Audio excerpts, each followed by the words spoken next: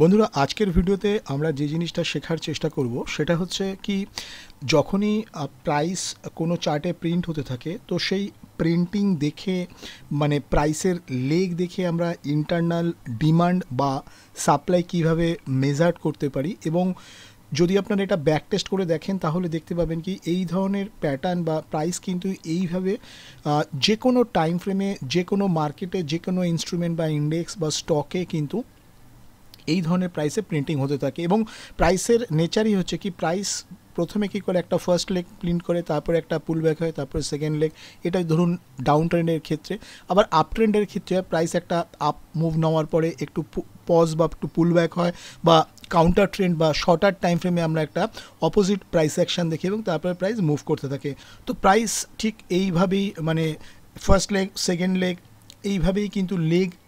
তৈরি করতে করতে প্রাইসের মুভমেন্ট হতে থাকে। এবং এই প্রাইসের মধ্যে আরও একটা জিনিস আপনারা খেয়াল করে দেখবেন, প্রাইসের যে প্যাটার্ন যখন তৈরি করে প্রাইসের মধ্যে কিন্তু এই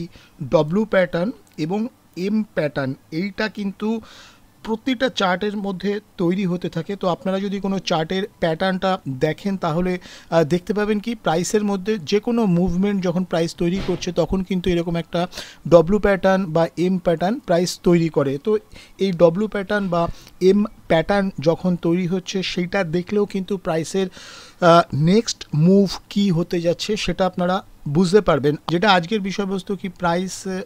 যে মুভ যখন হচ্ছে প্রাইসের তখন আপনারা ইন্টারনাল ডিমান্ড বা সাপ্লাই কিভাবে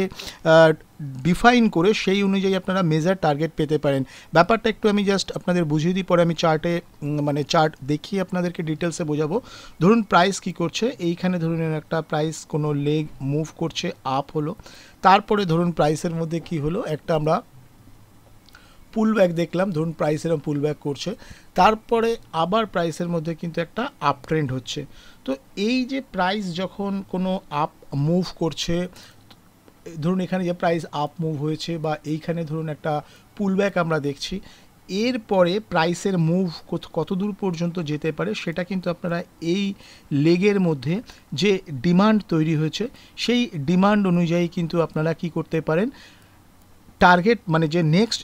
প্রাইস কতটা পর্যন্ত এক্সটেন্ড হতে পারে সেটা কিন্তু বোঝা যায়। এবং কি হয় নাকি যখন প্রাইস এইভাবে মুভ হতে থাকে তো প্রাইস কতটা পর্যন্ত মুভ করতে পারে বা কোন পয়েন্ট থেকে প্রাইস রিভার্সাল হবে সেটা কিন্তু প্রাইসের প্যাটার্ন দেখলে আপনারা বুঝতে পারবেন। তো যেটা আমি বলছিলাম, ধরুন প্রাইস এরকম একটা মুভ করেছে,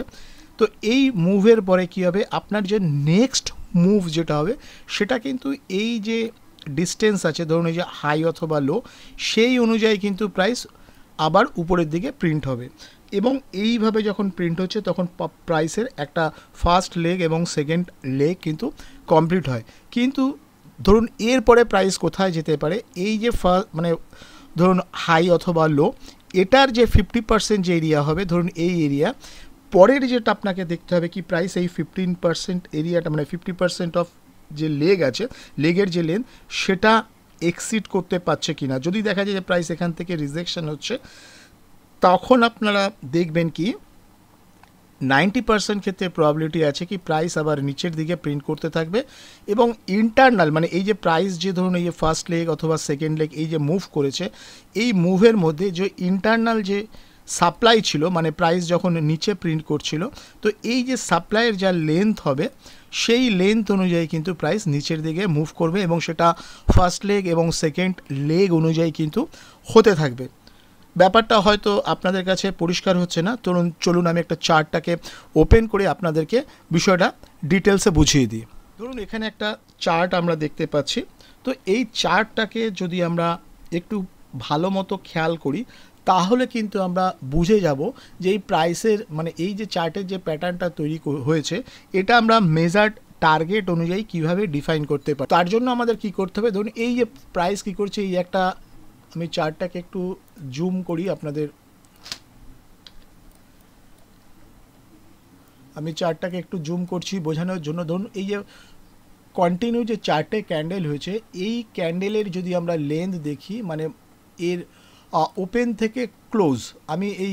লোটাকে ধরছি না, ধরুন এইখানে কত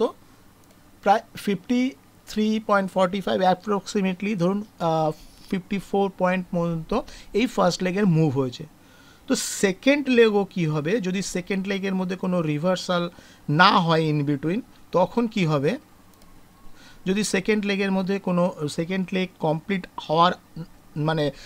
না হওয়ার আগে কোনো রিভার্সাল হয়, তাহলে কিন্তু প্রাইস কি করবে, এই 53 পয়েন্ট কিন্তু যাবে না, তার আগেই প্রাইস রিভার্সাল করবে। কিন্তু যদি কন্টিনিউ হয়, কন্টিনিউর ক্ষেত্রে আমরা কি দেখব, প্রাইস এই যে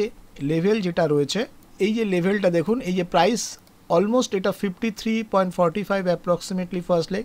সেকেন্ড লেগ কিন্তু কি যখন কমপ্লিট হচ্ছে তখন প্রাইস 53.05 পর্যন্ত একটা লেগ কমপ্লিট করেছে, মানে এটা সেকেন্ড লেগ কমপ্লিট হয়েছে। এবার যদি প্রাইস কি করে না, প্রাইসের রিভার্সাল হবে কি না আমরা কিভাবে বুঝবো, এরপরে এই যে 53 পয়েন্ট যে মুভ করেছে, প্রাইস যদি এক্সটেন্ড করতো এই 53 পয়েন্টের কাছে কিন্তু প্রাইস এক্সটেন্ড করতো। আর যদি রিভার্সাল করে, রিভার্সালের ক্ষেত্রে কি হবে, এর 50% মানে ধরুন 25, অ্যাটলিস্ট ধরুন এখানে 26 পয়েন্ট পর্যন্ত কি হবে, প্রাইস এক্সটেন্ড করবে বা তার আগে রিভার্সাল হবে। তো এই যে পয়েন্টটা এটা আপনাদের মাথায় রাখতে হবে, কি দেখুন লেগের যে লেন্থ ছিল 53 পয়েন্ট, কিন্তু এই 53 পয়েন্ট হওয়ার পরে প্রাইসের মধ্যে আমরা আরও প্রায় 4টে ক্যান্ডেল আমরা প্রিন্ট করতে দেখেছি, কিন্তু এটা এই যে লেগের যে 50% মানে 26 পয়েন্টের নিচে মানে ক্লোজ হয়নি, এবং প্রাইস কি করছে, প্রাইস এখান থেকেই রিভার্সাল নিয়েছে। তো যখনই কোনো প্রাইস রিভার্সাল নেবে, আপনারা মেজার্ড লেগ অনুযায়ী খেয়াল করবেন কি প্রাইস ফার্স্ট লেগ সেকেন্ড লেগের পরে নেক্সট যে লেগটা তৈরি করতে চাইছে সেটা যদি লেস দ্যান 50% অফ লেগের যে লেন্থ আছে সেটা হয়, তাহলে কিন্তু প্রাইসের মধ্যে একটা আমরা রিভার্সাল দেখতে পারি। তো এখানে দেখুন এই যে এর 50% পয়েন্ট ছিল 26, তার আগেই কিন্তু প্রাইসের মধ্যে এই যে বেরিশ ক্যান্ডেল হচ্ছিল, সেই বেরিশ ক্যান্ডেলটা কিন্তু বন্ধ হয়ে গেছে এবং প্রাইসের মধ্যে একটা বুলিশ প্যাটার্ন আমরা দেখছি। তো এই যে বুলিশ প্যাটার্নটা তৈরি হচ্ছে এবং প্রাইস কি করছে, এই যে বুলিশ প্যাটার্নটা তৈরি হচ্ছে এবং প্রাইস কি করছে, একটা হায়ার লেগ প্যাটার্ন ফর্ম করেছে। প্রাইস যখন এই হায়ার লেগ প্যাটার্ন ফর্ম করছে বা হায়ার লো প্যাটার্ন যখনই ফর্ম হচ্ছে, নেক্সট যে মুভ যেটা হবে সেটা কতটা পর্যন্ত হতে পারে, সেটাও কিন্তু আমরা ইন্টারনাল যে ডিমান্ড রয়েছে সেইটা দেখলে বুঝতে পারি। সেটা কীরকম সেটা আমি আপনাদেরকে বলে দিচ্ছি। ধরুন প্রাইস কি করছে, এই যে প্রাইস যে ডাউন মুভ হয়েছে বা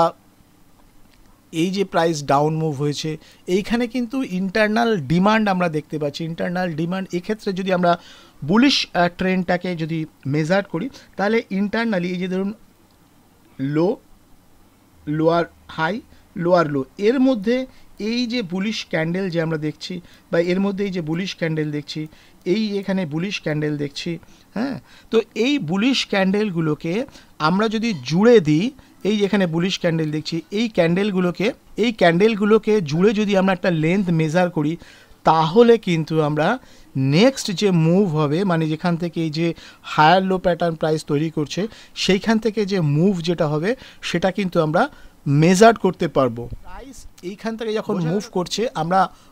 লেন্থ কোনটা পেতে পারি, ইন্টারনাল লেন্থ, মানে আমরা এখান থেকে ওপেন থেকে হাই, এটা কত পয়েন্ট, প্রায় 16.8 রয়েছে। তো প্রাইস এই যে মুভ করছে 16.8, একটা আমরা মোটামুটি এক সেকেন্ড এখান থেকে যদি আমরা দেখি কি এই যে প্রাইস মুভ করছে এটা 16.8, এই ধরুন 16 পয়েন্ট মুভ, মানে এই যে মুভটা, এরপরে ইন্টারনাল কোনখানে রয়েছে, ইন্টারনাল এখানে লো আছে আর হাই কোথায় আছে, মানে ক্লোজ যেখানে ছিল এই পয়েন্ট, কত এটা প্রায় 52.95। তো এটাও আমরা একটা মেজার করে রাখলাম। এরপরে ইন্টারনাল মুভ আমরা কোথায় দেখছি, ইন্টারনাল যেটা মুভ হয়েছে এই যে ডিমান্ড এখানে ওপেন থেকে অ্যাপ্রক্সিমেটলি এইটা একটা লেন্থ আছে, এটাকেও আমরা মার্ক করলাম। এরপরে যেটা মুভ আছে সেটা কোনটা, এই লো থেকে এই হাই, এটা প্রায় অ্যাপ্রক্সিমেটলি 39 পয়েন্টের আশেপাশে। তো যদি আমরা এটা মার্ক করি, এখানে দেখুন প্রাইস মোটামুটি কোন জায়গায় গেল, এই লেন্থ পর্যন্ত গেছে। তাহলে এই যে ইন্টারনাল যে ডিমান্ড রয়েছে সেই ইন্টারনাল ডিমান্ডগুলোকে যদি আমরা একটা কানেক্ট করি এবং সেখান থেকে প্রাইস কতটা মুভ হতে পারে liquidity concept, swing high swing low, এগুলো তো আছে, ঠিক আছে, কিন্তু ইন্টারনাল প্রাইসের মধ্যে যে স্ট্রাকচারস তৈরি হচ্ছে, আমরা যদি সেই স্ট্রাকচারসগুলোকে প্রপার মানে মেজার করি এবং সেগুলোকে যদি কালেকটিভলি একটা জায়গায় কনসিডার করি, তখন কিন্তু আমরা দেখতে পাবো যে এই প্রাইসটা কত দূর পর্যন্ত মুভ করতে পারে। ইন্টারনাল সাপ্লাই এবং ইন্টারনাল ডিমান্ড অনুযায়ী কিন্তু আপনাদের রিভার্সাল পয়েন্ট মানে কোন জায়গা থেকে প্রাইস রিভার্সাল হতে পারে। আজকের ভিডিও বানানোর মূল উদ্দেশ্যই হলো কি প্রাইসের যে প্যাটার্ন সেটাকে রেকগনাইজ করা। এবং এখানে যদি আপনারা খেয়াল করেন যে যেটা আমি ডব্লিউ এবং এম প্যাটার্ন বলছিলাম, প্রাইস দেখুন কি করছে, এইখানে একটা এম প্যাটার্ন তৈরি করছে, ঠিক আছে, এই যে এম প্যাটার্ন, এখানে ধরুন একটা ডব্লিউ প্যাটার্ন, এবং এম প্যাটার্ন যখন ভাঙছে তখন প্রাইসের মধ্যে একটা মুভ দেখছি। সেই মুভ কতটা হতে পারে সেটা আমরা লেগের লেন্থ অনুযায়ী পেতে পারি। এখানে ডব্লিউ প্যাটার্ন যখনই প্রাইস মানে এই ডব্লিউটাকে ব্রেক করলো, তখন প্রাইস কতটা যেতে পারে সেটা আমরা ইন্টারনাল যে ডিমান্ড আছে সেইটাগুলোকে যদি মেজার করে প্লট করি, তাহলে কিন্তু আমাদের একটা ডিমান্ড কতটা হতে পারে বা কোন পয়েন্ট থেকে প্রাইস রিভার্সাল হতে পারে সেটা কিন্তু আমরা পেতে পারি। এখানে দেখুন একটা এম প্যাটার্ন হয়েছে এবং প্রাইস কতটা নিচে নামতে পারে সেটা হচ্ছে আমাদের ইন্টারনাল যে সাপ্লাই আছে সেই ইন্টারনাল সাপ্লাই দেখে আমরা বুঝতে পারি। এখানে দেখুন প্রাইস কী করছে, এখানে একটা ইন্টারনাল প্যাটার্ন তৈরি করছে ডব্লিউ প্যাটার্ন, এই প্যাটার্নটা ভাঙছে এবং ভাঙার পরে প্রাইস কতটা মুভ করবে সেটা কিন্তু আমরা এই ইন্টারনাল যে সাপ্লাই রয়েছে সেই সাপ্লাই থেকে মানে বুঝতে পারি। এবং দেখুন প্রাইস এইভাবে দেখুন এই যে ডব্লিউ প্যাটার্ন, মানে আমরা যদি এটাকে কানেক্ট করি, এই দেখুন এখানে একটা ডব্লিউ প্যাটার্ন তৈরি হচ্ছে, ডব্লিউ প্যাটার্ন এরকম তৈরি হচ্ছে, ডব্লিউ প্যাটার্ন তৈরি হচ্ছে, এবং এই যে নেক লাইনগুলো যখনই ভাঙছে তখন প্রাইস উপরের দিকে মুভ করছে এবং নিচের দিকে যখনই ভাঙছে তখন সেখান থেকে যে প্রাইস নিচের দিকে মুভ করছে, আবার কিন্তু দেখুন এইভাবে মুভ হচ্ছে, এই যে ডব্লিউ প্যাটার্ন এখানে তৈরি হচ্ছে। তো প্রাইসের মধ্যে এই ডব্লিউ প্যাটার্ন এবং এম প্যাটার্ন, মানে ডব্লিউ প্যাটার্নের ক্ষেত্রে ডব্লিউ যখন নেকলাইন ভাঙছে তখন প্রাইস কী করবে, উপরের দিকে যাবে, আর এম প্যাটার্ন যখনই আমরা দেখব তখন এমের যে নেকলাইন যখনই ভাঙবে তখন প্রাইস নিচের দিকে মুভ করবে। এখানে আমি কোথায় আপনারা অর্ডার নেবেন, মানে কোথায় স্টপ লস রাখবেন সেই ব্যাপারে কোনো এই ভিডিওটা না, এই ভিডিওটা তৈরির মূল উদ্দেশ্যই হচ্ছে ডব্লিউ এবং এম প্যাটার্ন দেখে আপনারা কিভাবে প্রাইসটাকে বুঝতে পারবেন যে কোন মানে প্রাইসের নেক্সট মুভ কী হতে যাচ্ছে। এবং যদি ইন্টারনাল ডিমান্ড এবং ইন্টারনাল সাপ্লাইটাকে আপনারা মেজার করেন, তাহলে কোন জায়গা থেকে প্রাইসের মধ্যে একটা অ্যান্টিসিপেট আপনারা করতে পারবেন, আগে থেকেই মানে বুঝতে পারবেন যে কি প্রাইস কোন পয়েন্ট থেকে রিভার্সাল হবে। এবং এটা যখন আপনারা হায়ার টাইম ফ্রেমের সঙ্গে লোয়ার টাইম ফ্রেমটাকে ম্যাচ করাবেন বা অ্যালাইন করাবেন, তখন জিনিসটা আরও সহজ হয়ে যাবে। তো বন্ধুরা, যদি আপনাদের এই ভিডিওতে কোনো কিছু বুঝতে অসুবিধা হয়ে থাকে আমাকে কমেন্ট বক্সে লিখে জানাবেন, আমি চেষ্টা করব এই আপনাদের সেটাকে প্রপারলি ক্ল্যারিফাই করতে। তো আজকের মতো ভিডিও আমি এখানেই শেষ করছি, দেখা হবে পরবর্তী কোনো ভিডিওতে। ভালো থাকবেন, হ্যাপি ট্রেডিং, বাই বাই।